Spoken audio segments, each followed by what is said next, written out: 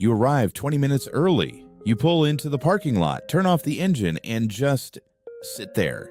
You check your phone. You scroll through nothing in particular. Maybe you glance at the door a few times.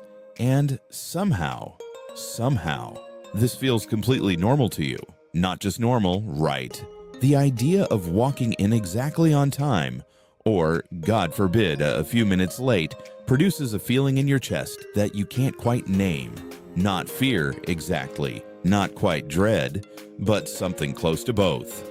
If that sounds familiar, this video is for you. We tend to think of early people as simply responsible, organized, respectful of other people's time. And often that's true. But psychology suggests something more interesting is also going on. Because for a lot of people, maybe most, arriving early isn't just a scheduling choice. It's a coping strategy, a way of managing something internal, a quiet, private ritual of self-protection that looks, from the outside, like nothing more than good manners. The fascinating part isn't that they arrive early. It's why they need to, and what it costs them when they can't. Let's start with the most common psychological engine behind this habit: anxiety. Not the kind that shows up dramatically, the quiet kind. The kind that runs in the background, constantly doing small calculations. How long will traffic take? What if there's no parking? What if I walk in and everyone looks up? For people whose nervous systems lean toward vigilance, toward scanning ahead, anticipating problems, rehearsing scenarios. Early arrival isn't about being a morning person or having good time management. It's about buying themselves a buffer of time, yes, but really a buffer of safety.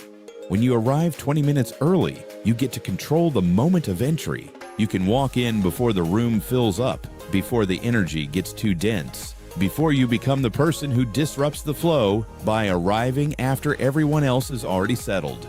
You get to breathe before you perform. And make no mistake, for many early people, most social situations carry a faint but real undertone of performance, a subtle awareness of being seen, being evaluated, being received. Arriving early is one way of getting ahead of that feeling. Now, not everyone who's always early is anxious. That's important to say clearly. Some people are early because of a deeply internalized sense of responsibility. Psychologists call this conscientiousness, one of the core dimensions of human personality. And people high in this trait tend to be organized, reliable, and genuinely committed to honoring their commitments. For them, being on time isn't just courtesy, it's ethics. Lateness in their inner world isn't a neutral event, it's a failure. A small but real moral transgression. Not being late makes them feel like a person of integrity. Being late, even by 2 minutes, even for a reason completely outside their control, can leave them unsettled for hours. There's a phrase that captures this well: time morality. The sense that how you treat other people's time reveals something fundamental about your character. That punctuality is a form of respect, and lateness is a form of disregard. For highly conscientious people, this isn't dramatic or irrational. It's just how time feels. Heavy, meaningful, weighted with implication.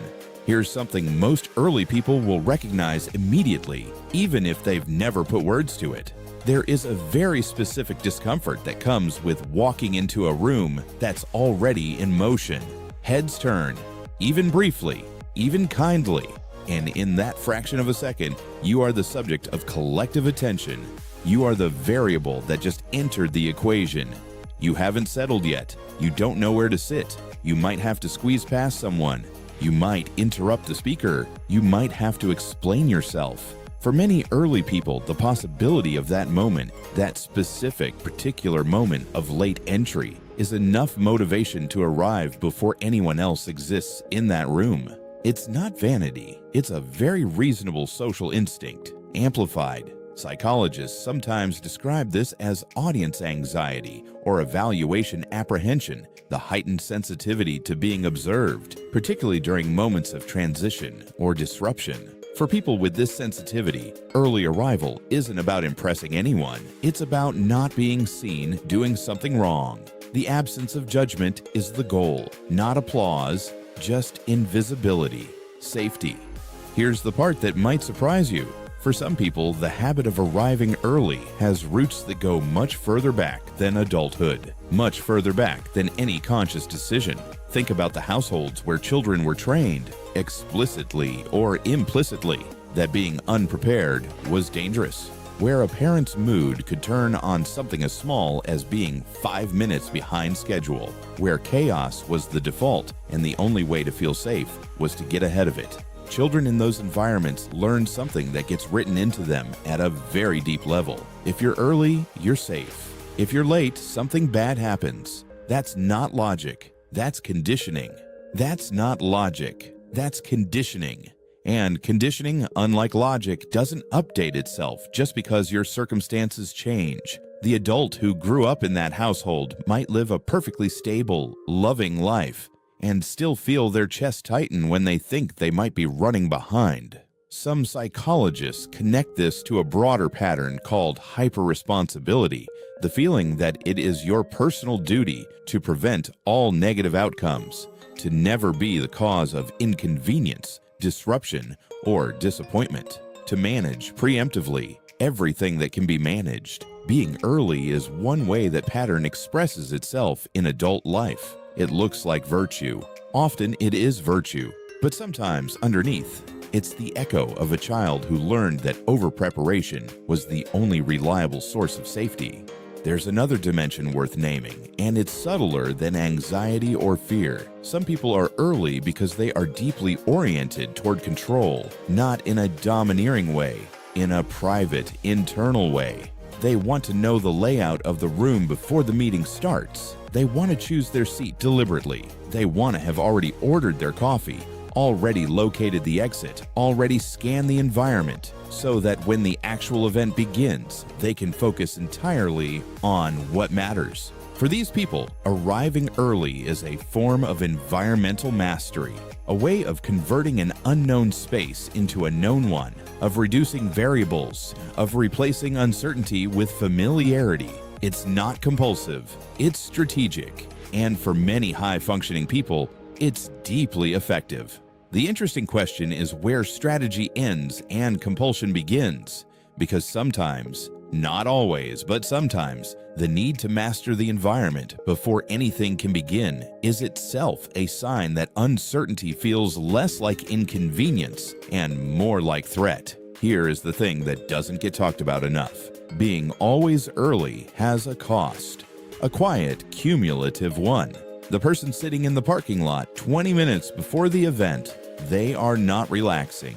They are waiting, and waiting when it comes from anxiety rather than ease is not rest. It's low-grade tension held in suspension. It's time spent between safety and performance, unable to fully inhabit either. Early people sometimes struggle to be present because presence requires surrender, the willingness to let things unfold without managing them. And managing is what they do. Managing is how they cope. There's also resentment. It doesn't always reach the surface, but it's there, quiet and uncomfortable. When the person who is 20 minutes early watches someone stroll in 10 minutes late with an easy, apologetic smile, the early person has been sitting with their tension for half an hour. The late person seems unbothered. That disparity between the cost you pay and the cost others don't can breed a subtle private bitterness that early people often feel guilty about because they know intellectually that they chose to arrive early. Nobody made them. But that's the thing about coping strategies. They rarely feel like choices. They feel like necessities. And perhaps the deepest cost of all, when something disrupts the buffer, unexpected traffic, a delayed meeting, a miscalculated route, the response is disproportionate because it's not just a schedule that's been disrupted. It's the entire psychological structure built to keep things feeling manageable. The panic in that moment is real, and it's not about being late. It's about the feeling that the safety net just disappeared. Here is perhaps the most honest thing you can say about this habit. Being early is not always about the clock. Sometimes it's about the feeling that the world is safer when you get there first. None of this is a criticism. If you recognize yourself in any of this, The goal isn't to pathologize a habit that in many ways serves you beautifully.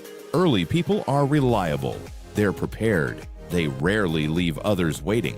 They take their commitments seriously in a world that often doesn't. These are genuine qualities. They deserve recognition. The insight isn't "this habit is bad." The insight is "this habit is telling you something."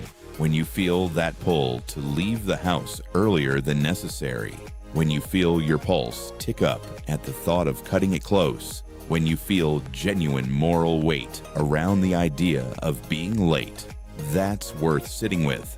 Not to judge it, just to understand it. Because for many people, the habit of arriving early began as a response to something real, a childhood that rewarded hyper-preparation, an environment where being unprepared meant something painful, an inner world that learned very early that margin equals safety, and that the world without margin is a world that's hard to breathe in.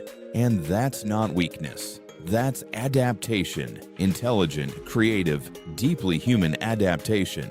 The question, the gentle question, is whether the adaptation still fits the life you're living now. So, the next time you find yourself sitting in that parking lot, 10 minutes early, checking your phone, watching the door, ask yourself something, not judgmentally, with real curiosity. Am I early because this feels peaceful? Or am I early because being anything less than early feels like something I can't quite allow myself? There's a big difference between those two answers, and both of them deserve to be heard.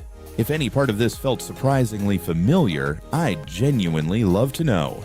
Drop a comment whether you're someone who's always early, always late, or somewhere in between. The psychology of how we relate to time says so much more about us than we usually realize. And if you want to keep exploring the quieter, less talked about parts of how we work as people, there's more here for you. Take care of yourself.